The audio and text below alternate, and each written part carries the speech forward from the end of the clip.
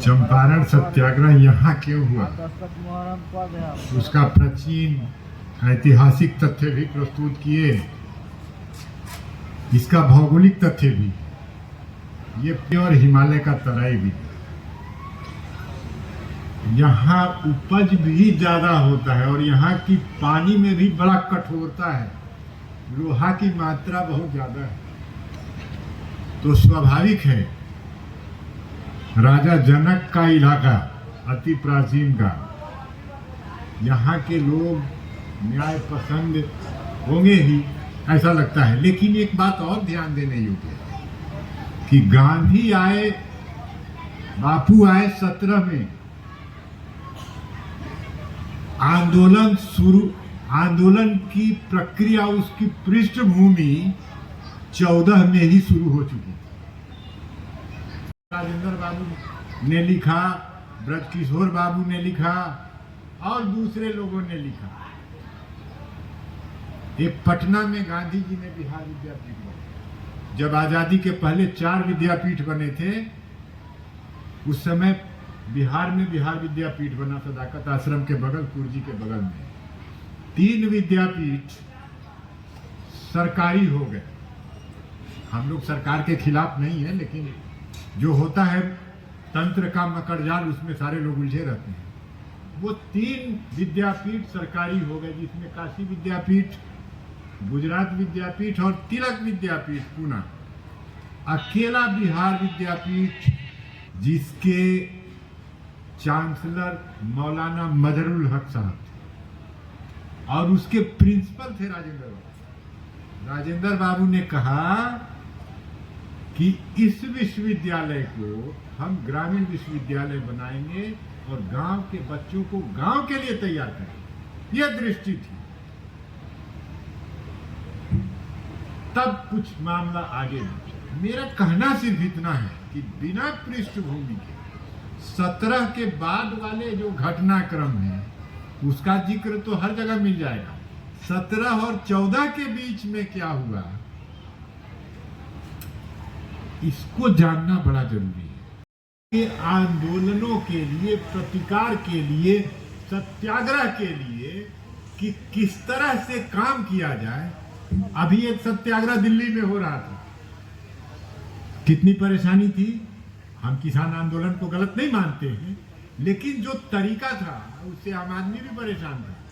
गांधी जी ने जब यहाँ सत्याग्रह किया तो उसमें क्या क्या होता था, जनसभा एक बार, सफाई दूसरी बार, स्वावलंबन तीसरी बार, और जो समस्याएं थी उनका निराकरण 4 बात होती थी प्रतिदिन। आपके यहाँ क्या होता है, क्षमा करेंगे शिक्षक महोदय है, इसीलिए कहने की घृष्टता कर रहे हैं। अभी हम गए थे बाथरूम में,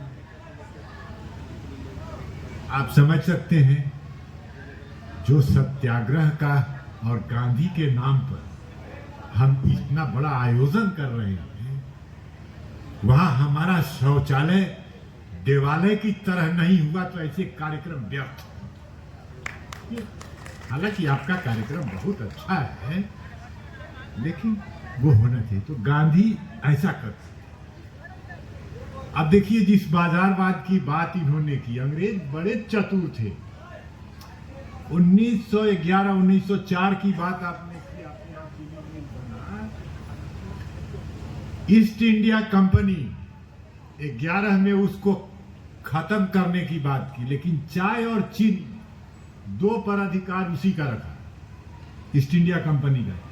ये बाद में छोटे छोटे ठेकेदारों को बुलाया कि तुम नील की खेती करो, तुम दूसरा खेती करो, तीसरा करो। बाजारवाद जिस तरह से उस समय किसानों के लिए बड़ी कठिनाई पैदा किया, आज भी इस बाजार ने किसानों की जिंदगी तबाह करने का काम कर रहा है।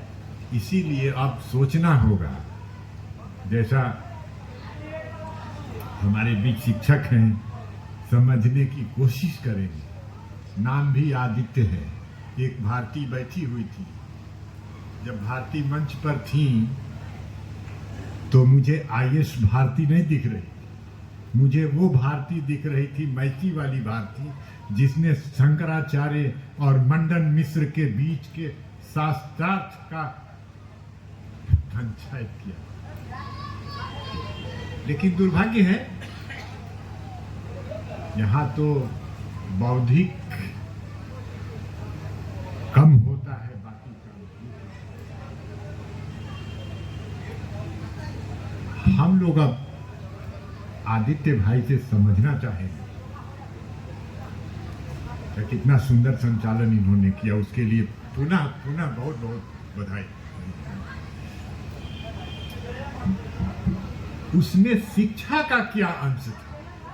इस आंदोलन में, आंदोलन की सफलता में, एक तरफ किसान जो 14 से लेकर के 17 तक की बात मैंने की, और दूसरी तरफ 17 के बाद ये दोनों जो परिस्थिति बनी, इसमें शिक्षा का क्या महत्व था, इस पर आप विचार करेंगे। और इस पर एक शिक्षक ही विचार कर सकता है, हमारे जैसे लोग तो कर नहीं सकते।